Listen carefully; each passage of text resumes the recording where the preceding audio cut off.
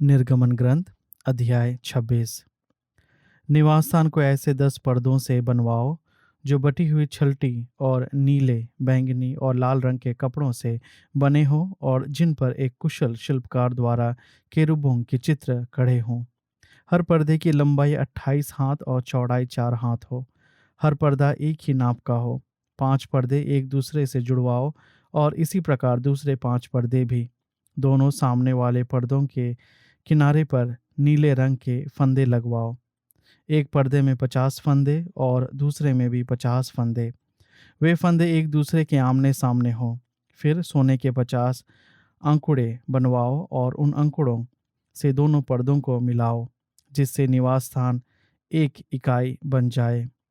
निवास स्थान को ढकने के लिए तुम बकरी के बालों के पर्दे बनवाओ। 11 पर्दे बनवाओ। हर पर्दे की लंबाई 30 हाथ और चौड़ाई 4 हाथ हो। 11 पर्दे एक ही नाप के हों। उन पर्दों में 5 को जोड़कर एक पर्दा बनवाओ और शेष 6 पर्दों को भी जोड़कर एक दूसरा पर्दा बनवाओ। छठे पर्दे को तंबू के सामने मोड़कर दोहरा कर दो। दोनों सामने वाले पर्दे के किनारे पर 50 फंदे बनवाओ। फिर कांसे के 50 अंकुड़े बनवाओ। उन अंकुड़ों में फंदे लगवाओ और तंबू के दोनों भाग इस प्रकार जोड़ दो कि वह एक इकाई बन जाए। पर्दों का वह भाग जो बचा है उसका आधा भाग निवास के पीछे लटकता रहने दो और पर्दों की लंबाई में बचा हुआ भाग निवास के अगल बगल उसे ढकने के लिए एक एक हाथ लटकता छोड़ दो। तंबू के लिए तुम मेढ़े के सीजे चमड़े का एक आवरण बनवाओ और फिर उसके ऊपर लगाने का सूस के चमड़े का एक और आवरण। निवास के लिए बाबुल की लकड़ी से चौखटें बनवाकर खड़ा कर दो। हर एक की लंबाई 10 हाथ और चौड़ाई 1.5 हाथ हो। जोड़ने के लिए प्रत्येक चौखट में 2 चूल्हे हों। निवास की सब चौखटें इसी तरह बनवाओ।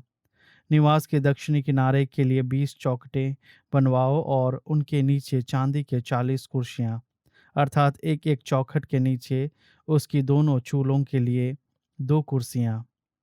निवास की दूसरी ओर अर्थात उत्तरी किनारे के लिए भी 20 चौखटें बनवाओ। साथ साथ चांदी के 40 कुर्सियां, प्रत्येक चौखट के नीचे 2 कुर्सियां बनवाओ। निवास के पीछे अर्थात पश्चिमी ओर के लिए 6 और चौखटें बनवाओ। निवास के पीछे के भाग के कोनों के लिए 2 चौखटें बनवाओ। वे दोहरी हों, नीचे की ओर कुछ अलग हों और ऊपर एक कड़े पर जुड़ी हों। दोनों कोनों पर ऐसा ही होगा। इस तरह 8 चौखटें होंगी, जिनके नीचे चांदी के 16 कुर्सियां होंगी, प्रत्येक चौखट के नीचे 2 कुर्सियां। बाबुल की लकड़ी के छड़ बनवाओ। निवास की एक ओर की चौखटों के लिए 5 छड़ और निवास की दूसरी ओर की चौखटों के लिए 5 छड़। निवास के पिछले भाग अर्थात पश्चिमी किनारे की चौखटों के लिए भी 5 छड़। बीच वाला छड़ चौखटों के बीचों बीच एक सिरे से दूसरे सिरे तक पहुंचता हो। चौखटों को सोने से मड़वाओ।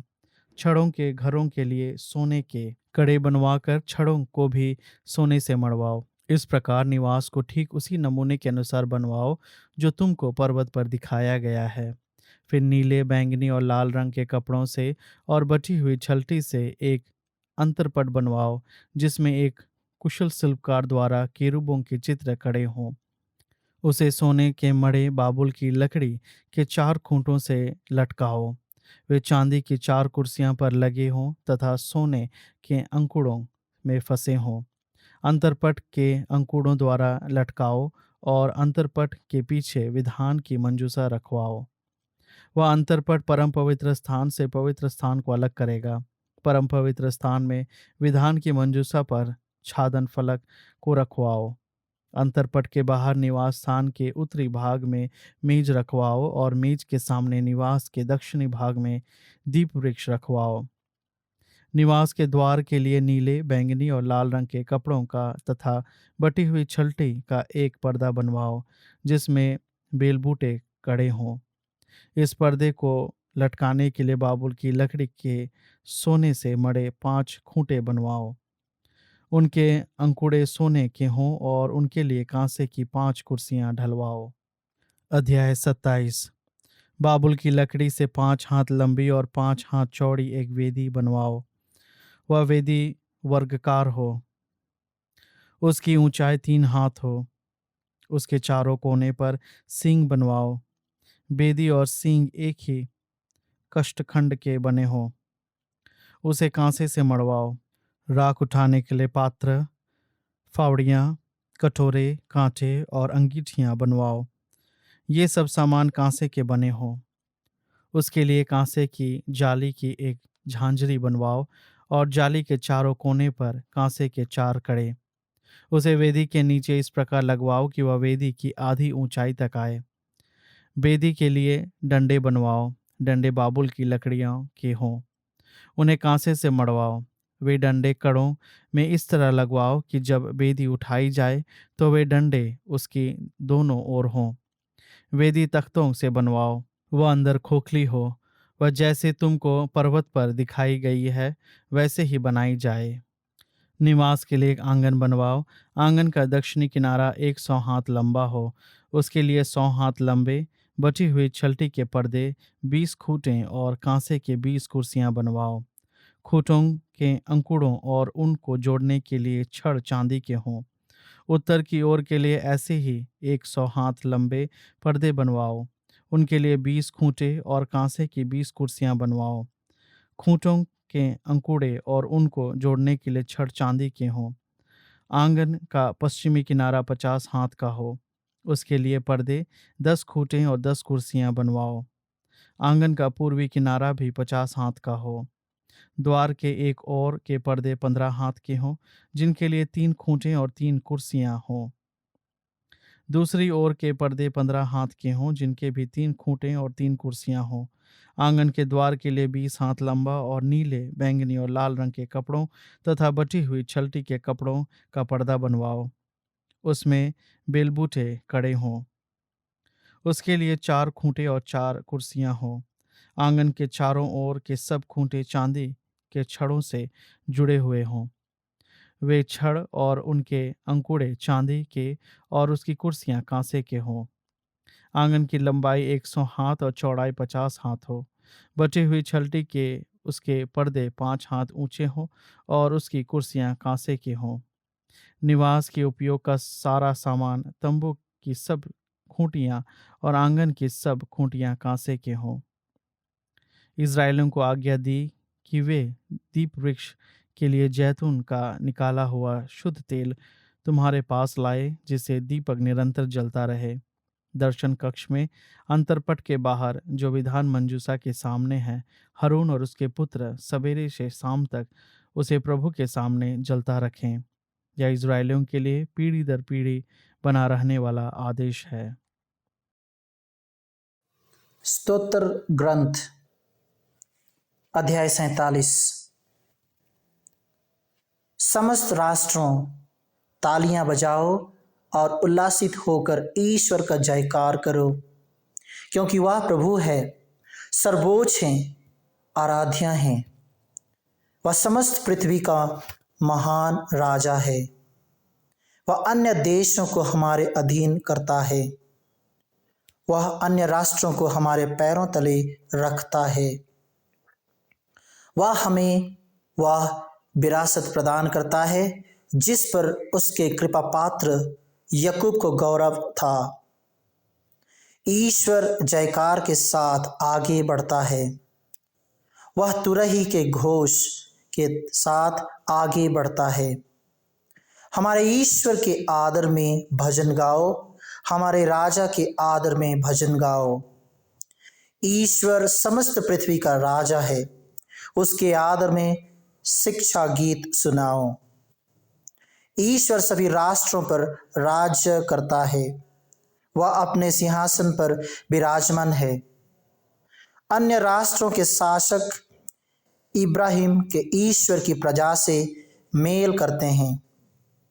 पृथ्वी के शासक ईश्वर के अधीन है। ईश्वर सबों पर राज्य करता है।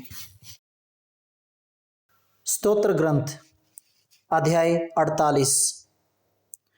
प्रभु महान और प्रशंसनीय है, हमारे ईश्वर के नगर में उसका पवित्र पर्वत ऊंचा और मनोहर है। वह समस्त पृथ्वी को आनंद प्रदान करता है। सिय्योन का पर्वत ईश्वर का निवास और राजाधिराज का नगर है। ईश्वर उसके गढ़ों में निवास करता और उसे सुरक्षित रखता है। देखो, राजागण संगठित हो गए, उन्होंने मिलकर उस पर आक्रमण किया। वे उसे देखते ही घबरा गए, आतंकित होकर भाग गए। वे वहां पहुंचते ही इस तरह भयभीत और पीड़ित हो गए, जिस तरह प्रसव निकट आने पर स्त्री को वेदना होती है। उनकी दशा उन समुद्री जहाजों जैसी हो गई, जिन्हें पूर्वी आंधी छिन्न भिन्न कर देती है। जैसा हमने सुना था वैसा ही हमने देखा है। विश्वमंडल के प्रभु के नगर में, हमारे ईश्वर के नगर में, ईश्वर उसे सदा के लिए सुरक्षित रखता है। ईश्वर, हम तेरे मंदिर में तेरे प्रेम का मनन करते हैं। ईश्वर, तेरे नाम की तरह तेरी स्तुति पृथ्वी के सीमांतों तक फैल जाती है। तेरे दाहिने हाथ में न्याय भरा है। तेरी न्यायप्रियता के कारण सिय्योन पर्वत आनंद मनाता है। यूदा के नगर तेरे निर्णय सुनकर आनंदित हैं।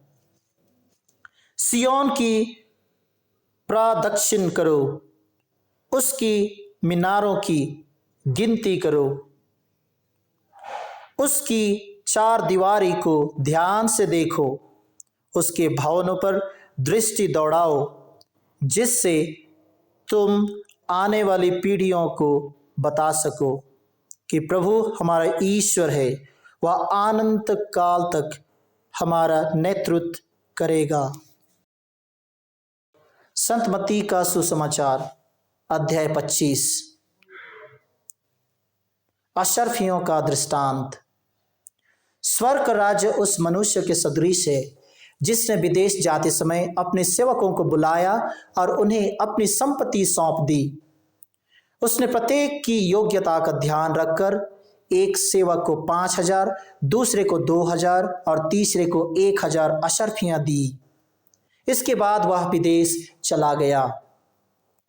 जिसे 5,000 अशर्फियां मिली थी, उसने तुरंत जाकर उनके साथ लेन देन किया तथा और 5,000 अशर्फियां कमा ली। इसी तरह जिसे 2,000 अशर्फियां मिली थी, उसने और 2,000 कमा ली। लेकिन जिसे 1,000 अशर्फियां मिली थी, वह गया और उसने भूमि खोदकर अपने स्वामी का धन छिपा दिया।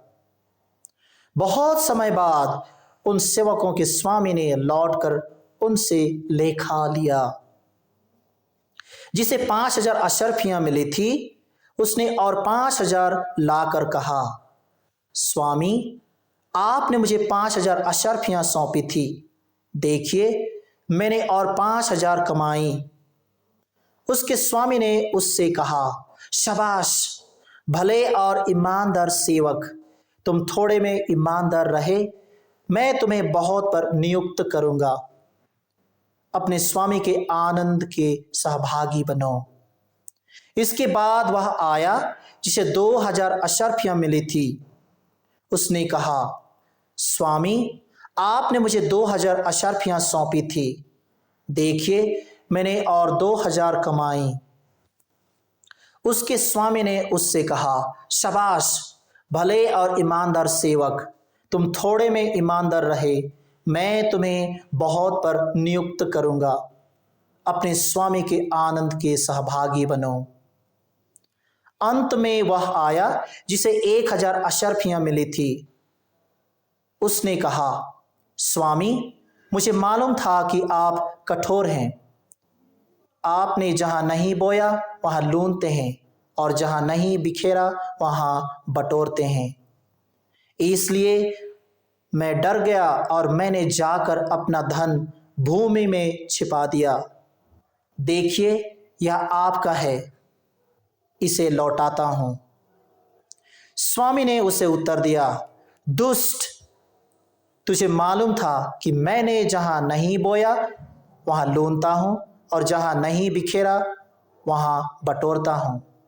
तो तुझे मेरा धन महाजनों के यहाँ जमा करना चाहिए था, तब मैं लौटने पर उसे सुध के साथ वसूल कर लेता। इसलिए ये 1000 अशार्फियाँ इससे ले लो और जिसके पास 10,000 है उसी को दे दो, क्योंकि जिसके पास कुछ है उसी को और दिया जाएगा और उसके पास बहुत हो जाएगा, लेकिन जिसके पास कुछ नहीं है उसे वह भी ले लिया जाएगा जो उसके पास है। और इस निकम्मे सेवक को बाहर अंधकार में फेंक दो, वहां वे लोग रोएंगे और दांत पीसते रहेंगे।